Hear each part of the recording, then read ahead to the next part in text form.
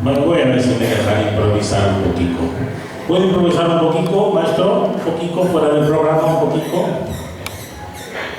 A ver, me dais unos minuticos bailadores, es que voy a improvisar un poco, ¿eh? Esto no está ensayado ni está pensado, pero ha sido algo que se me ha ocurrido.